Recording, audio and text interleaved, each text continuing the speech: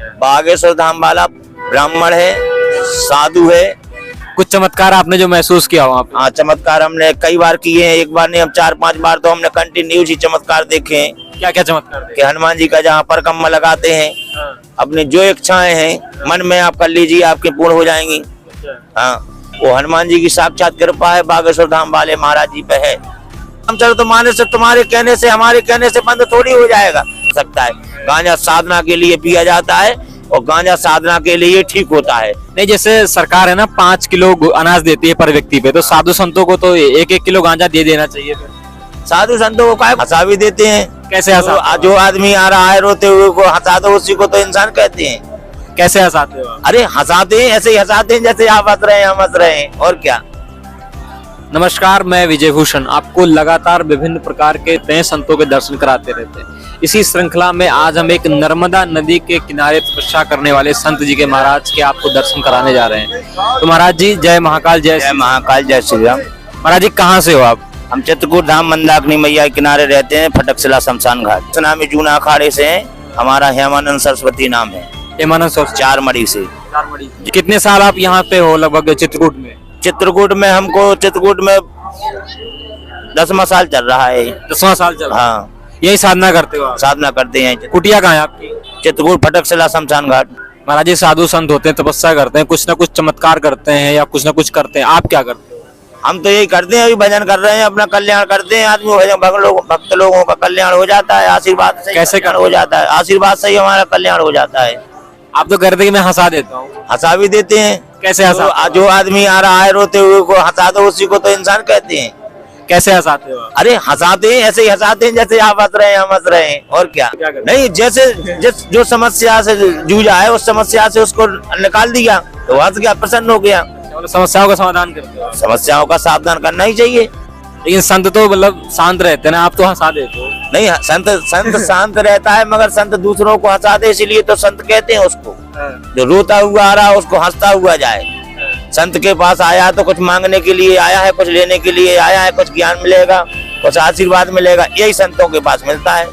संतों के पास क्या है, साथ नहीं है, उसी का आशीर्वाद देते हैं संत लोग, उसी से आनंद मंगल मौज हो रही है। जाग जाओ, हिंदू राज आने वाला है। योगी सरकार, मोदी सरकार एक ही सरकार है, बीजेपी सबसे बेस्ट सरकार। जो चाहेंगे वही होगा, क्योंकि ये सत्य की राय है। ये अधर्म का इसमें कोई काम नहीं, अधर्म लोग तो खत्म है। हाँ, नहीं, जैसे अभी क्या है बागेश्वर धाम पे बड़ी चर्चाएं चल रही, कुछ लोग उन्हें सही मान रहे, कुछ लोग कह रहे हैं कि ढोंग कर रहे हैं। बागेश्वर धाम संत लोग क्या कहना चाहेंगे, आपकी क्या प्रतिक्रिया है? बागेश्वर धाम वाला ब्राह्मण है, साधु है, हमारे श्री रामचंद्र भद्राचार्य जी महाराज जी का चेला शिष्य है, नंबर 1 साधु है, और कम से कम 10 लाख आदमियों का भला कर रहा है। ऐसे को हम क्या समझेंगे, आप खुद से हम अंदाज ले लीजिए। हमारा तो आशीर्वाद जीवन भर रहेगा उनके पास साथ, मगर आप खुद से सोच लीजिए, जहाँ 10 लाख लोगों का भला हो तो उस व्यक्ति कैसा होगा। वो फूल की तरह है। और जो गड़ा गांव का नाम सुना होगा आपने, गड़ा, वो गड़ा में बिल्कुल बेरोजगारी थी, आज रोजगार हो गए हैं। बागेश्वर धाम वालों की वजह से। कभी आप वहाँ गए हो? कई बार। अच्छा, कैसा लगा वहाँ पे? बहुत अति सुंदर। क्या वहाँ पे वाकई में चमत्कार होता है या कुछ होता है? हाँ, बागेश्वर धाम वालों की कृपा है ऐसी। हनुमान जी की कृपा है। हनुमान जी की कृपा है। कुछ चमत्कार आपने जो महसूस किया वहाँ पे? हाँ, चमत्कार हमने कई बार किए हैं, एक बार नहीं हम 4-5 बार तो हमने कंटिन्यूस ही चमत्कार देखे हैं। क्या क्या चमत्कार देखे? कि हनुमान जी का जहाँ पर कम्मा लगाते हैं, अपनी जो इच्छाएं हैं मन में आप कर लीजिए, आपकी पूर्ण हो जाएंगी। हाँ, और हमने दुष्ट लोगों के लिए भी कहा है कि प्रभु ऐसा हो जाए तो ऐसा ही हो गया।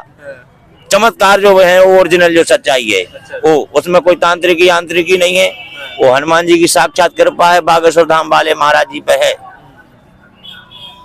ये आदमी चाहे ढोंग समझे चाहे कुछ भी समझे, ये कुछ नहीं है, अति कृपा है। वो बता देते हैं, जैसे कोई कागज का लिखा कोई पत्र बता देता है, पहले पर्चा बना के वो बता देते हैं कि तुम्हारी समस्याएं ये हैं।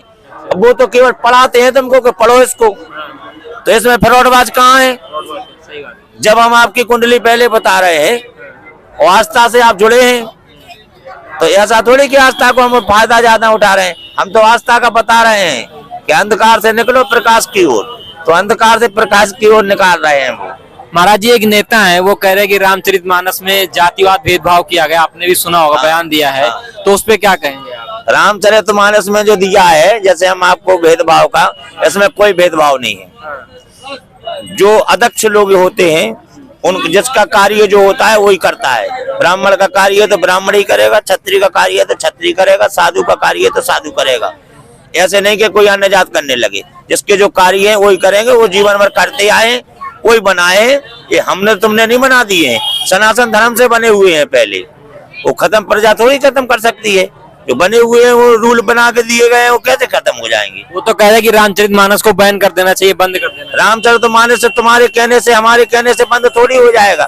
तुलसीदास जी ने रामचरितमानस लिख दिया कंटेस्ट, वो कैसे बंद हो जाएगा? कोई चीज बंद होती है क्या?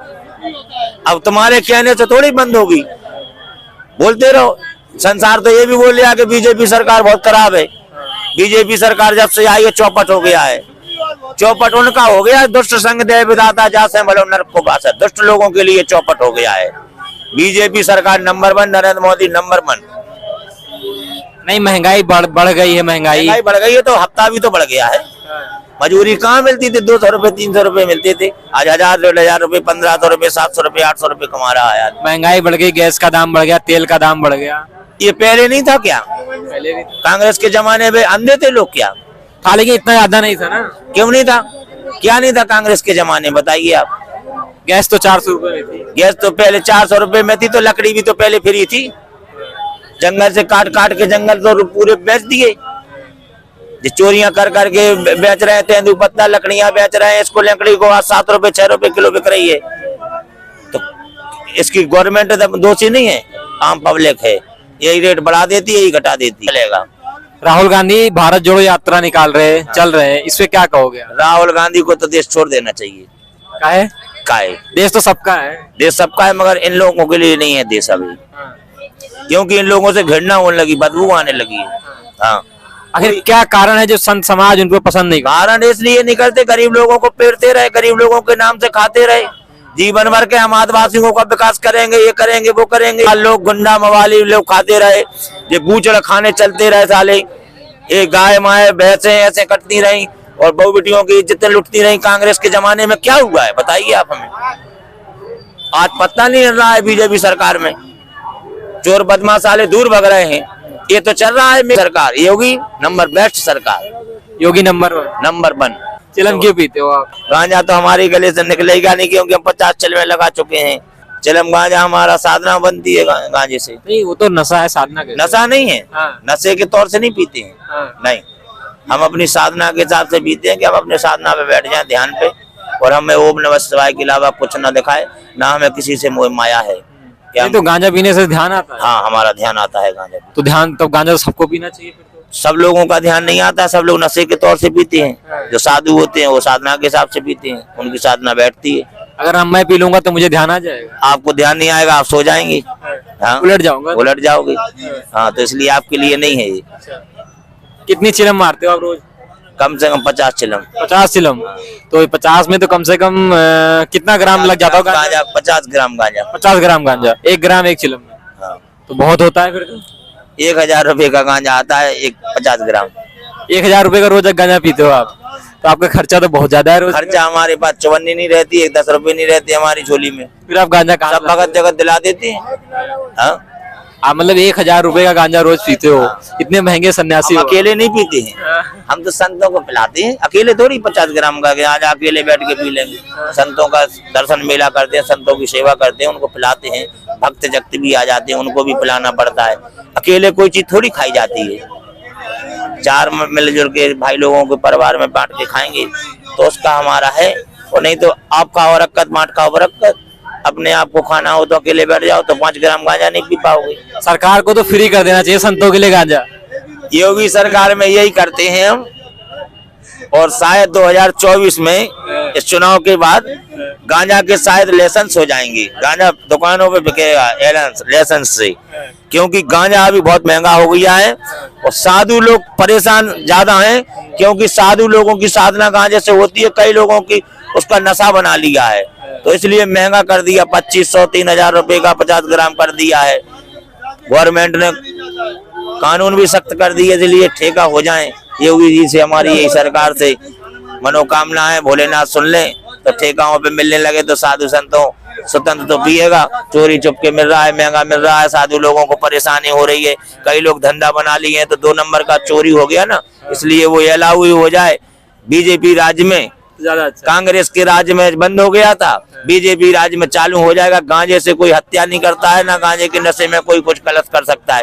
गांजा साधना के लिए पिया जाता है और गांजा साधना के लिए ठीक होता है। नहीं, जैसे सरकार है ना 5 किलो अनाज देती है पर व्यक्ति पे, तो साधु संतों को तो 1-1 किलो गांजा दे देना चाहिए फिर। साधु संतों को काय को देते 1-1 किलो गांजा? नहीं, जैसे उनका जो साधना के लिए होता है, गांजा ही पीते हैं, चिलम मारते हैं वो। नहीं, तो उनको राशन मिलता है तो सरकार को देना चाहिए, नहीं देना चाहिए? सरकार राशन दे सकती है, सरकार गांजा नहीं दे सकती है। सुन लीजिए आप नहीं, हमारी। संतों के लिए तो दे सकते संतों के लिए कुछ नहीं दे सकती। संतों के लिए उन्होंने बनाया है, बैंकों में पैसा आ रहा है, अपना खरीदो पियो हैं। और क्या। संतों के लिए भी पैसा आता है, वृद्ध लोगों के लिए पैसा आ रहा है, घर मकान बना दिए गए हैं, जिनके नहीं बने नर्मदा जी के किनारे आश्रम बनवा दिए गए हैं। और क्या क्या चाहिए साधु? संत बड़े परमार्थी, शीतल उनके अंग, और तपन बुझावे और की दे दे अपने अंग। उनको तमन्ना नहीं रहती कि सुबह कहाँ और शाम कहाँ, वो तो साधु हैं, उनको सब कुछ प्राप्त हो जाता है, क्योंकि भोलेनाथ के भक्त है ना, सब भक्त हैं, वो महादेव के भक्त हैं।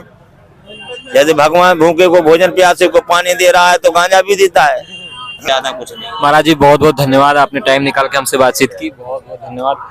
तो आप देख रहे थे नर्मदा नदी के किनारे के चित्रकूट के संत थे, इनसे बातचीत कर रहे थे हम। इनकी साधना, इनकी तपस्या और इनकी चिलम की साधना कैसे लगी आपको, जरूर कमेंट करके बताइए।